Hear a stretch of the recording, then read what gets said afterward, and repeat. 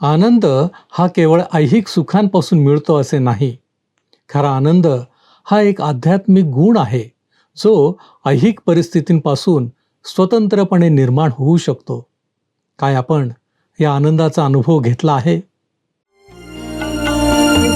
उपासना उपासना उपासना उपासना प्रभुजी करो उपासना प्रभुजी करो उपासना उपासना उपासना उपासना उपासना. आम्हावर प्रीती करणाऱ्या आपल्या जिवंत परमेश्वराच्या पवित्र नावात आपणास सलाम. उपासना कार्यक्रमामध्ये आपले स्वागत आहे. प्रियांनो, असे म्हटले जाते की मनुष्याचे जीवन क्षणभंगूर आहे आणि याचाच गैरअर्थ लावून अनेक लोक या जगातील सर्व सुख अनुभवण्याच्या मागे लागतात. त्यामध्ये काय नैतिक आहे, काय अनैतिक आहे याचा विचार केला जात नाही.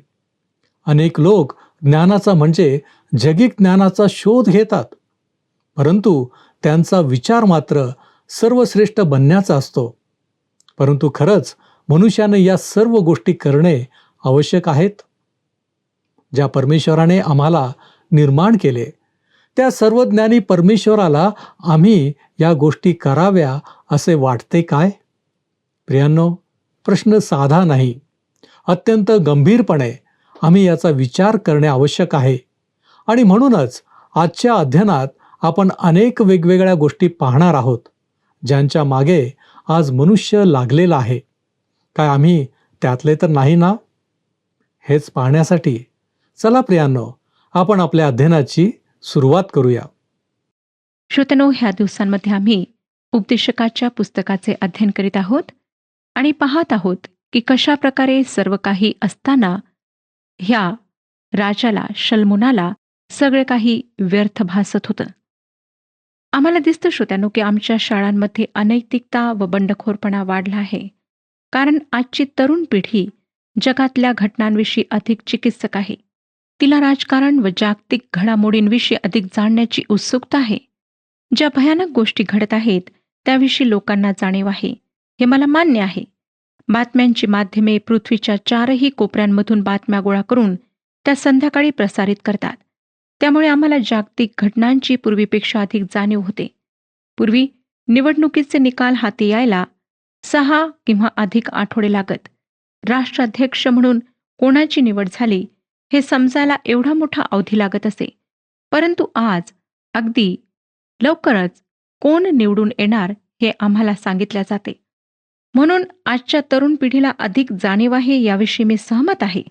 परंतु तरुण पिढीला पुष्कळ माहिती आहे म्हणून आमच्या विश्वात काहीतरी महत्त्वाचे घडत आहे या गर्भितार्थाशी मी सहमत नाही. आमच्या वस्त्यांमध्ये ऱ्हास आहे, जेथे चांगल्याला वाईट व वाईटाला चांगल्या म्हटल्या जात आहे. अशा दिवसांमध्ये आम्ही जगत आहोत. ऱ्हासाला सुधारणूक म्हणण्याचे धाडस फक्त शिक्षित माणूसच करू शकेल. तुम्हाला हवे तर तुम्ही परिकथांवर विश्वास ठेवू शकता, पण आम्हाला वास्तवतेला सामोरे जाणे आवश्यक आहे. शिक्षण जीवनाच्या समस्या सोडवू शकत नाही आणि मानसशास्त्रही त्याकरिता उत्तर देऊ शकत नाही. आजच्या आमच्या जगात पुष्कळ स्त्री पुरुषांनी जीवनाच्या समस्या स्पष्ट करून त्या सोडविण्यासाठी मानसशास्त्रीय कल्पना शोधल्या आहेत आणि या कल्पना ते पवित्र शास्त्रातील काही थोड्या वचनांसोबत मांडतात.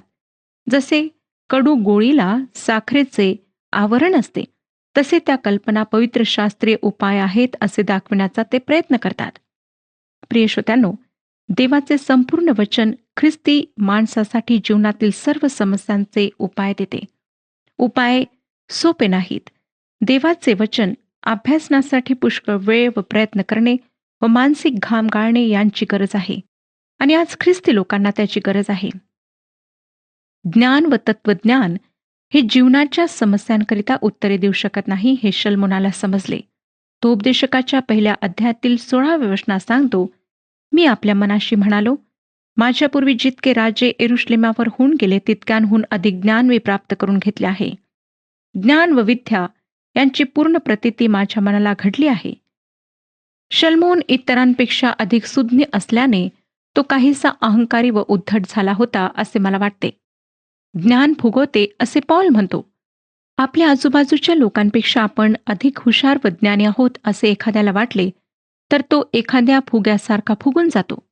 लक्षात घ्या की शिक्षण हे अनुभवावर आधारित असते व अनुभवांवर तुम्ही भरोसा ठेवू शकत नाही. दुर्दैवाने आज अनेक लोक आपल्या अनुभवांनुसार देवाच्या वचनावर विश्वास ठेवत आहेत. प्रिय श्रोत्यानो, तुमचा अनुभव जर देवाच्या वचनाविरुद्ध असेल तर देवाचे वचन नव्हे तर तुमचा अनुभव चुकीचा आहे. आपल्या अनुभवानुसार देवाच्या वचनांचा अर्थ लावू नका, ते फार धोक्याचे आहे. तर देवाच्या वचनानुसार आपले अनुभव आणि कृती पडताळून पहा. पहिला अध्याय 17व्या वचनात तो म्हणतो, ज्ञान काय आणि वेडेपण व मूर्खपण ही काय हे जाणण्याकडे मी आपले चित्त लाविले. तो मला असे दिसून आले की हा ही वायफळ उद्योग होय. ज्ञान व वेडेपणा या फार वेगवेगळ्या गोष्टी नाहीत. जगाच्या इतिहासातील अनेक शहाणी माणसे कधीकधी वेडेपणा करून बसली हे आम्हाला माहीत आहे. शल्मोन याचे एक स्पष्ट उदाहरण आहे. पवित्र शास्त्राची किंग जेम्स ही भाषांतराची प्रत ज्याच्या नावाने करण्यात आली तो राजा जेम्स भाषांतरकार नव्हता. जरी तो स्वतःला शहाणा समजत असे तरी त्याच्या मूर्खपणामुळे त्याला मूर्ख जेम्स असे म्हणत. आमच्याही देशात स्वतःला शहाणी व हुशार समजणारी पिढी आहे, पण आपण जगाचे तर सोडून द्या, पण स्वतःचेही प्रश्न सोडवू शकत नाही. शल्मोनाने ज्ञान, वेडेपण व मूर्खपण जाणण्याकडे आपले चित्त लावले व तो वेडेपणा व मूर्खपणाही करून बसला. मग तो म्हणतो की हा ही एक वायफळ उद्योग आहे हे त्याला समजले. पुढे त्याचे कारण तो देतो. वाचूया 18वं वचन. कारण जेथे ज्ञान फार तेथे खेदही फार, ज्याला विद्या अधिक त्याला दुःखही अधिक. ज्ञानाच्या वाढीच्या प्रमाणात आनंद व तृप्ती वाढत नाहीत. कोणी असे म्हटले आहे की जेथे अज्ञानात आनंद आहे तेथे सुज्ञ असणे मूर्खपणा आहे. ही गोष्ट काही अंशी खरी आहे. पुष्कळ ज्ञानात पुष्कळ खेद आहे. आम्हाला जितके अधिक ज्ञान मिळते तितके अधिक आमच्या समस्या वाढतात. जीवन अधिक किचकट बनले आहे, त्याने अधिक ताण वाढवला आहे आणि आमच्या जवळ असलेल्या सर्व वैज्ञानिक साधनांमुळे जीवन अगदी असह्य बनवले आहे. एक दिवस आमचा एक ख्रिस्ती स्नेही आम्हाला म्हणाला, आज जीवनाचा ज्यांनी ताबा घेतला आहे त्या संगणकापासून मी दूर गेलो नाही तर मी वेडा होईन. जी यंत्रे आम्हाला फार अद्भुत वाटतात व ज्यांची आपण जवळजवळ पूजा करतो ती आम्हाला प्रदूषणाकडे ओढून वेडे बनवू लागली आहेत. शल्मोनाने ही गोष्ट अचूकपणे मांडली आहे. जेथे ज्ञान फार तेथे खेदही फार. शल्मोन यांत्रिक युगात जगला नाही, त्याने औद्योगिक क्रांती पाहिली नाही, पण आपण काय बोलतो हे त्याला ठाऊक होते. नीतिसूत्रांच्या पुस्तकात आपण शिकलो श्रोत्यांनो की परमेश्वराचे भय ज्ञानाचा प्रारंभ आहे आणि जसे जसे आम्ही परमेश्वराचे भय धरायला शिकतो तसे तसे तो आम्हाला खरे ज्ञान देऊ लागतो. तो आम्हाला गूढ व गहन सत्ते, स्वतःविषयीचे, स्वतःच्या सामर्थ्याविषयीचे ज्ञान देतो. हे ज्ञान असे आहे की ते गंजत नाही, जुने होत नाही, कंटाळवाणे ठरत नाही, तर आमच्या आत्मिक जीवनात ते तृप्ती व आनंद ओतते. ते आमच्या जीवनातल्या समस्यांना सोडवते व संकटांना सुसह्य बनवते. अशा ज्ञानाविषयी अभिमान धरण्याची तुम्हाला व मला परमेश्वराने परवानगी दिली आहे. यिर्मयाचे पुस्तक 9वा अध्याय 23 आणि 24 या वचनांमध्ये तो सांगतो. यिर्मयाचे पुस्तक 9वा अध्याय 23 आणि 24 वचने. यहोवा असे म्हणतो, ज्ञानवानाने आपल्या ज्ञानाविषयी आढ्यता मिरवू नये व बलवानाने आपल्या बलाविषयी तोरा मिरवू नये व धनवानाने आपल्या धनाविषयी अभिमान बाळगू नये.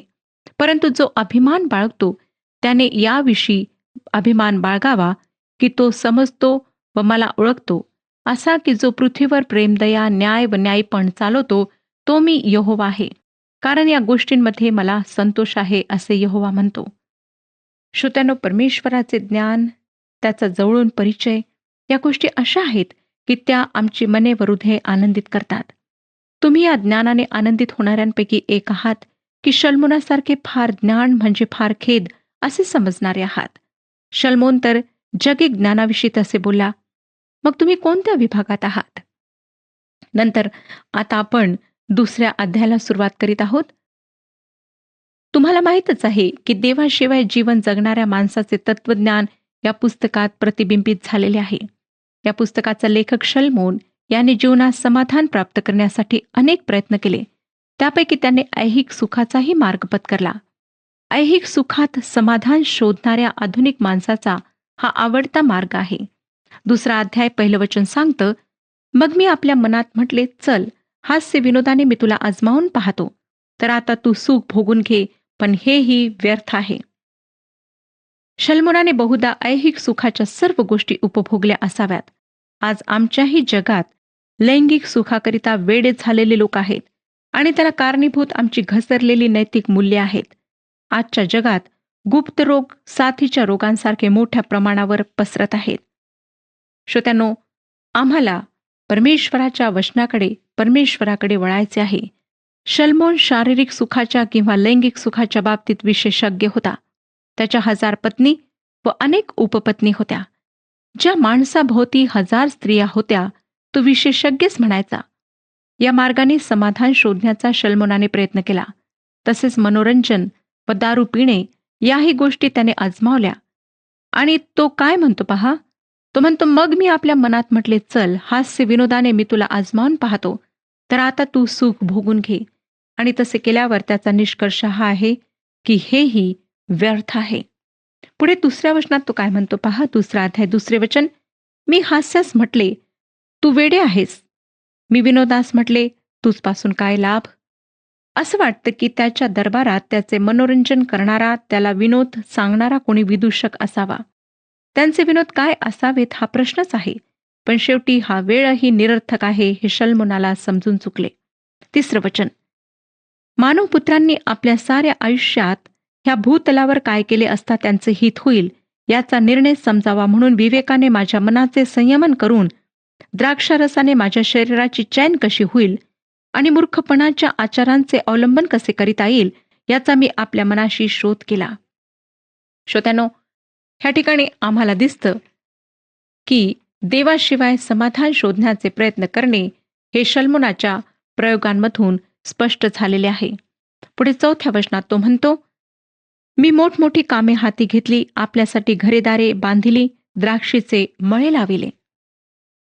हे शलमोनाचे छंद होते. आजही येरुशलेम व इतर ठिकाणी शलमोनाच्या घोड्यांच्या पागांचे अवशेष पाहायला मिळतात. मग्गिदो या ठिकाणी तुम्ही गेलात तर तुमचा मार्गदर्शक तुम्हाला घोड्यांच्या चरण्याच्या जागेचे भग्नावशेष दाखवेल. जरी मोशेच्या नियमशास्त्रात पुष्कळ घोडे बाळगण्यास मनाई होती, तरी शलमोनाचा घोड्यांचा संग्रह फार मोठा होता व त्यांच्या पागा देशात सर्वत्र होत्या.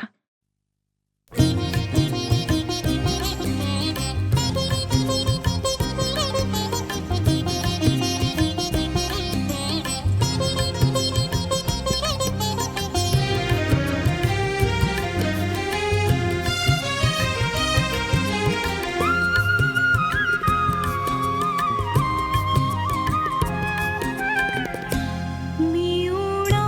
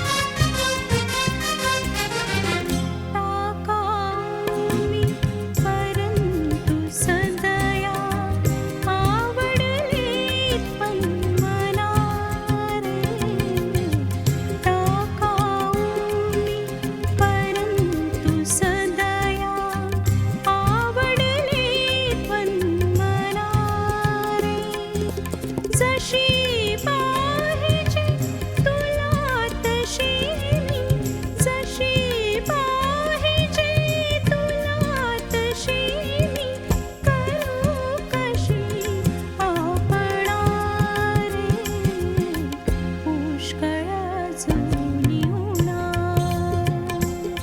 मी उणा मी उणा रे पुष्कळ जुनी उणा प्रभू रे 5 आणि 6 वचनांमध्ये तो म्हणतो, 2 अध्याय 5 आणि 6 वचन, मी आपल्यासाठी बागा व त्यात हर तऱ्हेची फळझाडे लावविली, वृक्षांची लागवड केलेल्या वनास पाण्याचा पुरवठा करावा म्हणून मी तलाव करविले. शल्मोनाचे जलसिंचनाचेही प्रकल्प होते. पुढे 7व्या वचनात तो सांगतो, मी दास दासी खरेदी केल्या, माझ्या घरात जन्मलेले दास माझे झाले होते. खिल्लारे व कळप यांचे मोठे धन मजजवळ होते, तेवढे माझ्यापूर्वी एरुश्लेमेत कोणाजवळ नव्हते. त्याच्या शहराला लागून त्याचे गुरे चारण्याचे मोठे कुरण होते. हे शल्मोनाला कसे परवडत असावे असे तुम्हाला वाटत असेल. श्रोत्यानो, त्या काळात शल्मोन सोन्याचा फार मोठा धनी बनला होता. त्याच्याजवळ खर्च करण्याकरिता भरपूर पैसा होता आणि त्याने जीवनाचे सर्व ऐश्वर्य सुखसोयी जमा केल्या. हार्मोन पर्वतावरून हिम आणत असत, जेणेकरून त्याला उन्हाळ्यात शीतपेये मिळावीत. ही गोष्ट आता सर्वश्रुत आहे. मला वाटतं ऐहिक सुखाकरिता जे काही करता येईल ते सर्व शल्मोनाने केले. शल्मोनाजवळ नसलेले काहीही आधुनिक माणसाजवळ आहे असे मला वाटत नाही. अनेकांना वाटतं की भोगवाद आम्हाला तृप्ती देऊ शकतो. ऐहिक सुखे भोगण्याकरिता भरपूर संपत्ती पैसा असला तर आम्ही निश्चित समाधानी होऊ, म्हणून खूप खूप पैसा कमवायला हवा. पण तसे होत नाही. शल्मोनाचे स्पष्ट उदाहरण आपल्यासमोर आहे. दाविदाने मिळवलेल्या कमावलेल्या राजावर व इतर राजांच्या सदिच्छेवर शल्मोन ऐश्वर्य भोगात होता. त्याला कशाचीही उणीव नव्हती, पण त्या गोष्टीने त्याला समाधान दिले नाही. 8व्या वचनात पहा तो काय म्हणतो, मी सोन्या रुपयाचा आणि राजांजवळ असणाऱ्या देशोदेशींच्या बहुमूल्य पदार्थांचा संचय केला, स्वतःसाठी गाणारे व गाणारणी मिळविल्या आणि मानवपुत्रास संचविणाऱ्या अशा बहुत उपस्त्रिया मी ठेविल्या. आधुनिक जगातले वादक संगीतही शल्मोनाजवळ असावे. रात्रीच्या क्लब्समधले मनोरंजन त्याच्या दरबारात हजर होते, पण या सर्वांनी त्याच्या हृदयाचे समाधान झाले नाही. 9 आणि 10 वचने, असा मी थोर झालो, माझ्यापूर्वी एरुश्लेमेत जे होऊन गेले त्यांच्यापेक्षा मी थोर झालो, तरी माझा विवेक कायम होता. माझे नेत्र ज्याची म्हणून वांछा करीत ते मी त्यांच्यापासून वेगळे केले नाही. मी कोणत्याही आनंदाच्या विषयापासून आपले मन आवरिले नाही, कारण ह्या सर्व खटाटोपाचा माझ्या मनास आल्हाद होत असे. ह्या सर्व खटाटोपापासून माझ्या वाट्यास एवढेच आले. कधीकधी दिवसभर खूप काम केल्यावर संध्याकाळी चांगली दुकाने असलेल्या रस्त्यावरून फेरफटका मारायला मला बरे वाटते. कधी जे सर्व आपण पाहतो ते सर्व विकत घेता आले तर कसे वाटेल असा विचार माझ्या मनात येतो. शल्मोनाला तसे करणे शक्य होते. त्याच्या छोट्याशा जगात ज्या गोष्टीची इच्छा निर्माण होई ते तो विकत घेत असे. या जगात त्याच्यासाठी असे काहीच नव्हते की जे त्याच्यापासून राखले जाऊ शकत होते. श्रोत्यानो, तुम्हाला वाटत असेल की उच्च पदावर असलेले सर्व लोक सुखी असतात, पण ते सुखी नसतात का ते मला माहीत नाही. उच्च पदावर असलेले लोक, अभिनेते, अभिनेत्री, श्रीमंत प्रसिद्ध लोक पुष्कळशा वैफल्याने ग्रासलेले असतात आणि आत्महत्येचे प्रमाण त्यांच्यात जास्त दिसून येते. याचे कारण तेही शल्मोनाच्याच निष्कर्षाला पोहोचलेले असतात. शल्मोन सुखाच्या बाबतीतल्या सर्व गोष्टी त्याने आजमावल्या, पण शेवटी त्याचा निष्कर्ष त्याने हाच काढला की सर्व व्यर्थ आहे. श्रोत्यानो, कदाचित आज ह्या क्षणी आपली सुद्धा स्थिती शल्मोनासारखी असेल. आपल्याजवळ भरपूर पैसा आहे, धनसंपत्ती आहे, मोठे घर आहे, गाडी आहे, सगळं काही आहे, परंतु आपल्या जीवनामध्ये शांती नाही. आपण कुठल्याशा एका अज्ञात चिंतेने ग्रासलेले आहात. जीवनामध्ये निराशा आलेली आहे. आपणाला सुख काय ते माहीत नाही. आपल्या चेहऱ्यावर कधी हास्य येत नाही. बराच काळ लोटलेला आहे, आपण हसलेले नाही. श्रोत्यानो, अशा स्थितीत जर आपण असाल तर ह्यावेळेला प्रभू परमेश्वराकडे या. प्रभू परमेश्वराने आपली शांती आपल्या प्रियपुत्राच्या द्वारे मानवाकरिता उपलब्ध केलेली आहे. आणि तो प्रियपुत्र म्हणजे प्रभू येशू ख्रिस्त. प्रभू येशू ख्रिस्ताच्या द्वारेच आम्हाला ती कधी न संपणारी, कधी न नष्ट होणारी शांती प्राप्त होते. ही शांती ह्या जगातील कुठल्याच गोष्टी आम्हाला देऊ शकत नाहीत. जगातली शांती, जगातला आनंद संपणार आहे, क्षणभंगूर आहे. परंतु परमेश्वर जी शांती आम्हाला देतो, जो आनंद आम्हाला देतो, तो कधीही आमच्यापासून कोणी घेऊ शकत नाही. जर हा आनंद, ही शांती आपण प्राप्त करू इच्छिता तर प्रभू येशू ख्रिस्ताजवळ या. जगामध्ये आपण कितीही प्रयत्न केलेत, कितीही कठोर परिश्रम केलेत, तरी ही शांती आपणाला प्राप्त होणार नाही. म्हणून श्रोत्यानो, स्वतःचे प्रयत्न थांबवा आणि ख्रिस्ताने जे काही तुमच्याकरिता वधस्तंभावर केले आहे त्यावर विश्वास ठेवा. प्रभू येशू ख्रिस्तावर विश्वास ठेवून त्याला आपल्या सर्व गरजा सांगा, त्याला आपल्या सर्व समस्या सांगा, आपली सर्व काळजी आणि चिंता त्याच्यावर टाका. तो तुमचे ओझे वाहण्याकरिता समर्थ आहे. प्रभू येशू ख्रिस्त म्हणतो की अहो सर्व कष्टी व भाराक्रांत जन हो, तुम्ही सर्व मजकडे या, मी तुम्हास विसावा देईन. आज तुम्ही धावपळीच्या जगात राहत असताना थकलेले आहात, कंटाळलेले आहात. तुम्हाला असं वाटतं की सकाळी उठून तेच जीवन, तेच गाडगे पुन्हा सुरू होते, काहीच बदल नाही.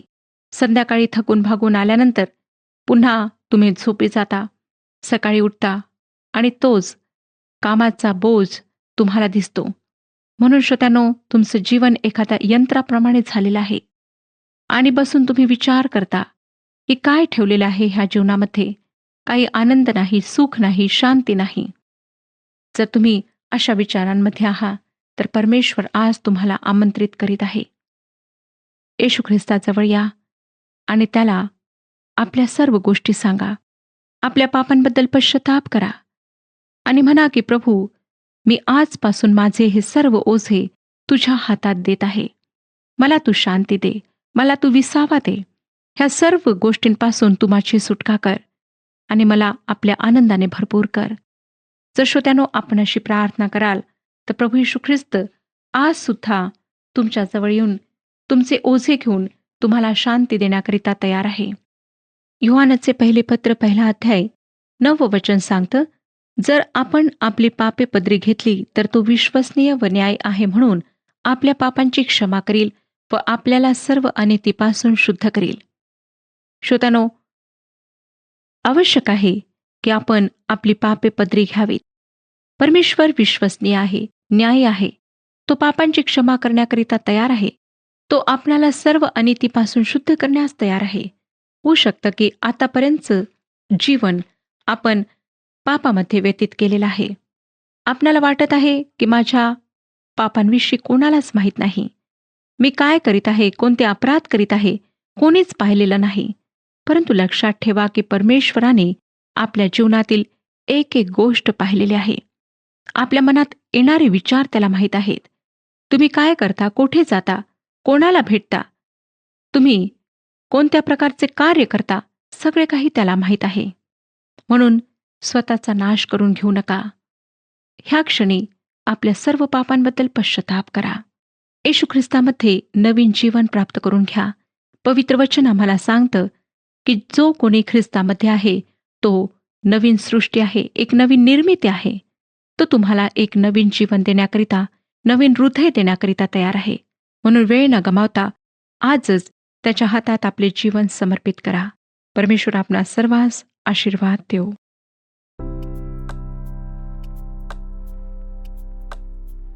मागील कार्यक्रमातील प्रश्नाचे उत्तर आहे बी. उपदेशक 12:6 या वचनातील सोन्याचा कटोरा डोक्याची कवटी आहे. आजचा प्रश्न, उपदेशक म्हणतो की जेथे ज्ञान फार तेथे टिंब टिंब टिंब फार असतो. ए. अहंकार, बी. वाद, सी. खेद, डी. प्रौढी.